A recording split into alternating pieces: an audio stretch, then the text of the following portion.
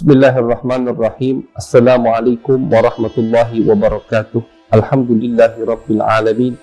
Wabihi nasta'inu ala umuri dunya waddin. Sallallahu ala sayyidina Muhammadin khatamin nabiyyin wa ala alihi wa sahbihi ajma'in. Amma ba'du. Ma'asyiral hadirin wal hadirat, mustami'in mustami'at yang berada di rumah, mudah-mudahan antum selalu di bawah naungan ridha Allah Subhanahu wa taala, selalu diberikan taufik hidayat oleh Allah Subhanahu wa taala sehingga kita bisa melaksanakan dengan sempurna kewajiban-kewajiban yang Allah wajibkan kepada kita. Amin ya rabbal alamin. Ma'asyiral hadirin wal hadirat, menyambung daripada kisah Siti Khadijah yang beberapa hari lalu pernah kita bahas, kita kaji, yang kemarin kita kaji, kita dengar ceritanya bagaimana Siti Khadijah radhiyallahu taala anha berkenalan dengan Nabi besar Muhammad sallallahu alaihi wasallam, yaitu melalui perdagangan. Ketika Nabi besar Muhammad sallallahu alaihi wasallam pulang dari negara Syam membawa untung yang berlipat-lipat, dan Maisarah adalah budak Siti Khadijah yang waktu itu bersama Nabi di dalam perjalanan ke negara Syam, bercerita banyak panjang lebar tentang Nabi besar Muhammad SAW kepada Siti Khadijah. Mulailah Siti Khadijah tertarik kepada Nabi besar Muhammad SAW yang selama ini banyak dari saudagar, orang-orang besar di kota Mekah ditolak oleh Siti Khadijah. Tapi ini Siti Khadijah tertarik dengan pemuda yang kehidupan duniawinya biasa-biasa saja, bahkan bisa dibilang Nabi besar Muhammad SAW termasuk golongan orang yang miskin. Nabi besar Muhammad SAW sendiri mengatakan, Allahumma ahyini miskinan. Tidak punya, tapi miskinnya Nabi itu ikhtiar dari Nabi besar Muhammad. Memang itu pilihan dari Nabi besar Muhammad SAW. Siti Khadijah tertarik kepada Nabi.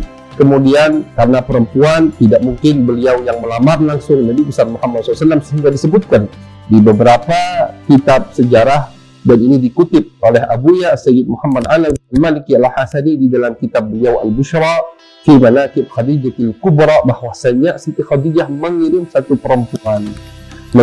perempuan untuk bertanya kepada Nabi besar Muhammad SAW, menawarkan apakah Nabi ingin menikah. Datanglah perempuan tadi kepada Nabi besar Muhammad, wahai Muhammad, ma yamna'uka an tatazawwaj, kenapa kau tidak mau menikah wahai Muhammad?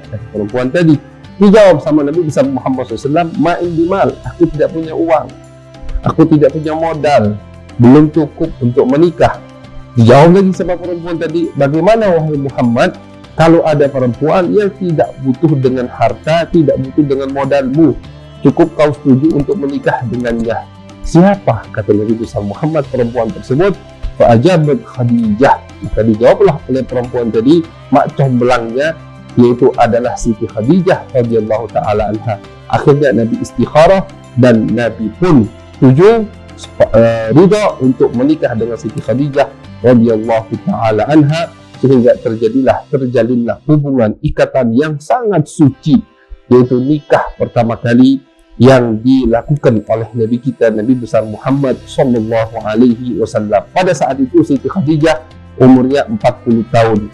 Ada di dalam beberapa riwayat yang lain disebutkan umur beliau belum sampai 30 tahun. Jadi ada dua riwayat. Memang riwayat yang sering kita dengar 40 tahun.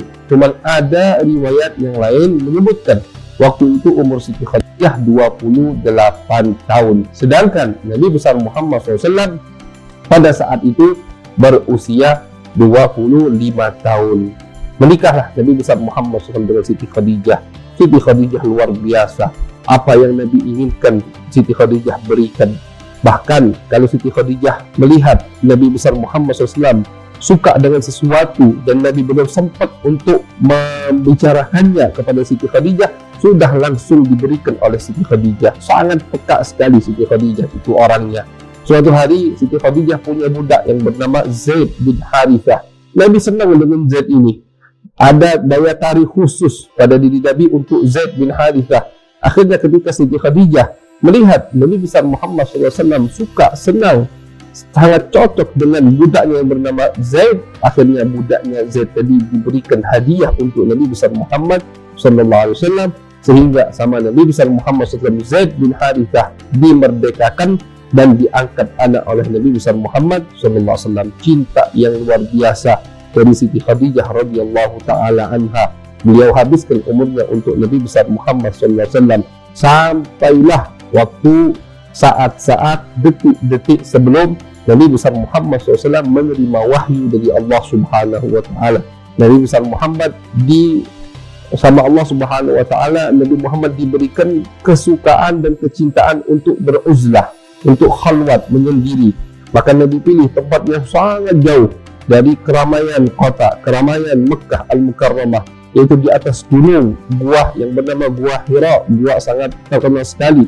Bahkan orang-orang yang pernah ziarah ke Mekah, beberapa pernah ziarah naik ke atas gunung tersebut. Nabi beruzlah, menyendiri. Ini detik-detik, saat-saat sebelum Nabi menerima wahyu. Beliau membawa bekal, disiapkan oleh Siti Khadijah, didukung oleh Siti Khadijah. Mungkin kalau istri-istri sekarang, kalau suaminya mau khurut, mau uzlah, mau pergi dakwah di jalan Allah, kadang berat. Kadang berat orang rumahnya untuk ditinggalkan oleh istrinya. Kalau Siti Khadijah tidak, didukung, disupport apa yang disuka, yang diinginkan oleh Nabi besar Muhammad SAW. Disiapkan bekal untuk Nabi 2 minggu, 3 minggu, atau 1 bulan, bahkan bekal untuk Nabi besar Muhammad SAW. Naik Nabi ke atas gunung, masuk ke Gua Hira, beribadah kepada Allah. Nabi belum diutus menjadi Nabi, tapi Nabi sudah beribadah kepada Allah Subhanahu wa taala. Diriwayatkan bahwasanya ibadah Nabi itu mengikuti syariat kakek beliau, Ibrahim alaihi salam al-Khalil.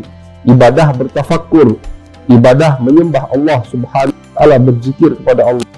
1 bulan lewat, misalkan Siti Khadijah melihat Nabi Muhammad belum pulang, belum turun. Siti Khadijah mulai khawatir, takut bekalnya cuma untuk 2 minggu, bekalnya cuma 3 minggu, atau untuk 1 bulan. Ini sudah 1 bulan lewat, Muhammad belum pulang.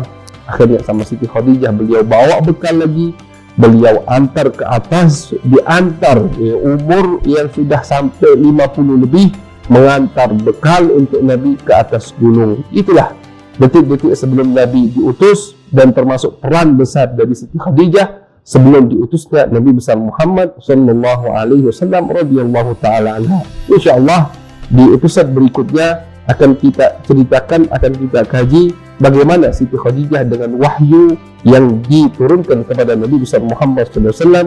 Mudah-mudahan kita diberikan keberkahan, selalu diberikan taufik inayah, kesehatan oleh Allah Subhanahu wa taala. Amin ya rabbal alamin. Sallallahu ala sayyidina Muhammadin wa ala alihi wa sahbihi wa baraka wa sallam, walhamdulillahi rabbil alamin. Wassalamualaikum warahmatullahi wabarakatuh.